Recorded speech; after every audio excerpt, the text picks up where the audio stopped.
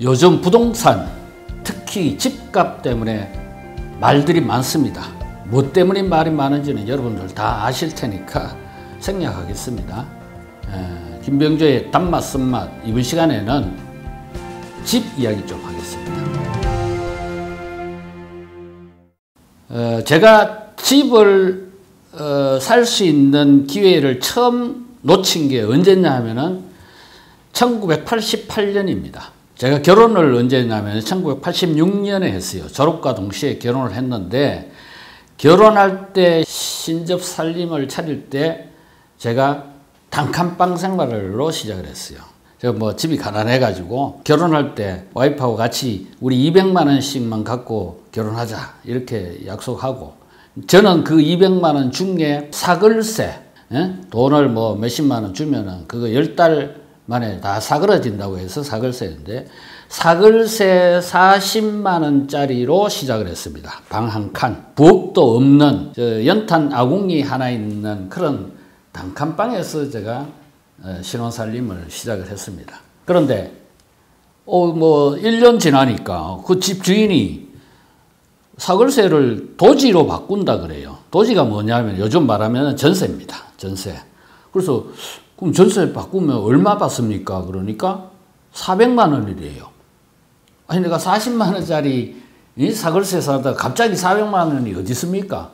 그래서 뭐 그래도 또 뭐 그 집에서 살아야겠다는 생각에 은행에 빚내 갖고 전세로 바꿨어요. 근데 이제 1년이 지난 시점이 되니까 또 애가 생기잖아요. 첫 애가 이제 87년생입니다. 애가 생기고 나니까 야, 이거 뭐 조그마한 단칸방이 너무 불편한 거예요. 그때는 뭐 진짜 200만 원으로 결혼 생활 시작하다 보니까 비키니 옷장 그걸로 시작할 정도였으니까, 근데 부엌도 없지 이러니까 안 되겠더라고요. 그래갖고 2층 독채, 여러분 제가 대구에서 신접 살림을 시작했는데, 그때는 이제 방 2칸짜리가 있는 2층에서 주인 눈치 안 보고 사는 2층 독채가 이제 그렇게 인기가 있었어요. 그래서 2층 독채로 이제 이사를 해야 되겠다 이 생각을 하고, 그때 제가 기자 생활을 하고 있을 때인데 대원행을 출입하고 있었어요. 그래서 이제 대원행 본점 영업부장한테 부장님 저 돈 좀 대출해 주세요. 그거 얼마 그러더라고요. 근데 그 2층 독채가 전세 얼마였느냐면 그때 1200만 원 정도 했어요.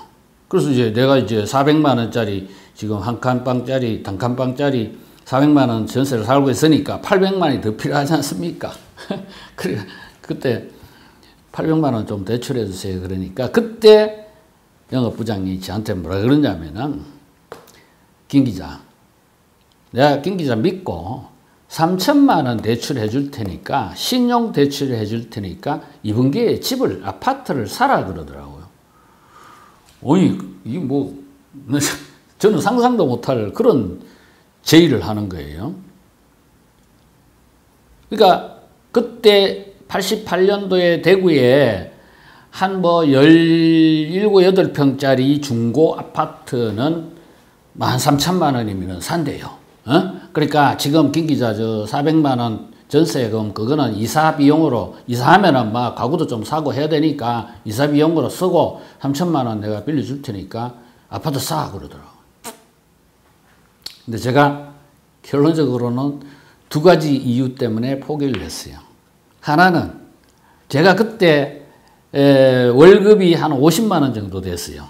그 50만 원 월급 받아가지고 생활비 쓰고 그 은행 원리금을 갚아 나간 게 계산이 안 되더라고요.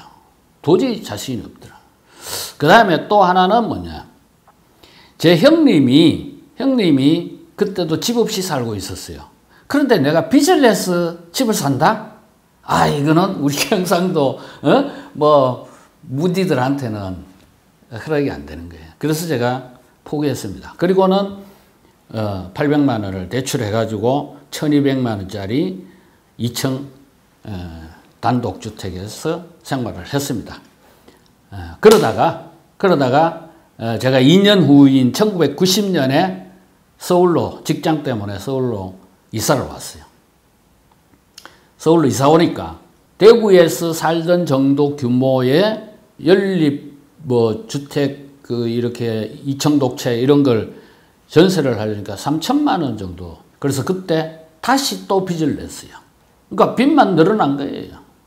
자, 서울로 직장을 옮겨서 제가 월급은 대구에 있을 때보다도 한 두세 배 많아졌어요. 그런데 빚도 많이 늘어난 거예요. 게다가 애도 제가 능력도 안 되면서 애를 셋이나 낳았어요. 그 애 육아비도 엄청나게 들어가지 않습니까? 그죠?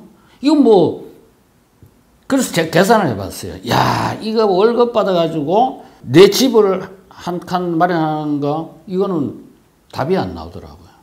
수십 년이 걸리는 거예요.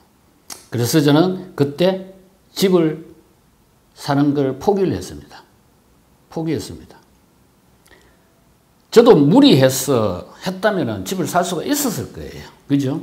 그런데 저는 그걸 포기했어요. 그래서 제가 집을 포기한 집포족이 됐습니다. 지금도 저는 집이 없습니다. 지금은 또 혼자 사는 1인 가구이기 때문에 솔직히 집이 필요 없습니다. 내 어디 살고 싶은 데 가서 그냥 렌트해서 살면은 저는 된다고 생각합니다. 자, 여러분, 이처럼 제가 뭐 집 없는 게 자랑이 아닙니다. 자랑이 아닙니다.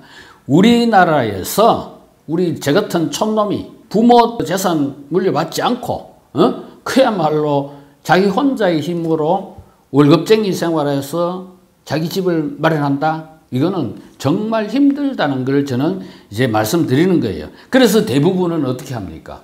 은행에서 대출해가지고 집을 삽니다. 그렇게 해서 대출해서 주택자금 대출한 게 지금 100조 원이 넘습니다. 그런데 갑자기 직장을 잃거나 하면 어떻게 됩니까? 하우스 푸어가 됩니다. 집은 가지고 있지만은 사실상의 거지가 됩니다. 그런 사람들이 많습니다. 제 주변에도 그런 사람이 있어요.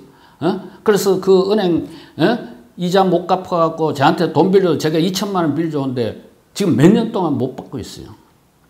저는 그런 거지 같은 생활을 싫어서 하우스푸어가 되기 싫어서 저는 집포족이 되었습니다. 자, 여러분, 집포족은 뭐냐? 지금 현재 젊은 사람들이 결혼을 포기하거나 또는 결혼을 하더라도 자녀 출산을 포기하는 것과 같은 겁니다. 젊은 사람들이 결혼을 포기하고 출산을 포기하면은 개인은 물론이고 국가적으로도 불행입니다. 그죠? 그래서 지금 현재 부동산 문제 때문에 뭐 난립니다만은 정부에서도 이제 부동산 정책을 하실 때는 집은 주거의 개념이지 소유의 개념이 아니라는 걸 확실하게 국민들이 인식할 수 있도록 정책을 펴시기 바랍니다. 그 다음에 젊은 사람들이 결혼 포기하는 사람들처럼 희망을 포기하는 것처럼 그런 포기를 하지 않도록 하는 정책, 그게 저는 필요하다고 생각합니다. 제 넋두리였습니다만은 여러분들도 공감을 하신다면은 공감 표시해 주시고 다음에 또 다른 주제로 뵙도록 하겠습니다.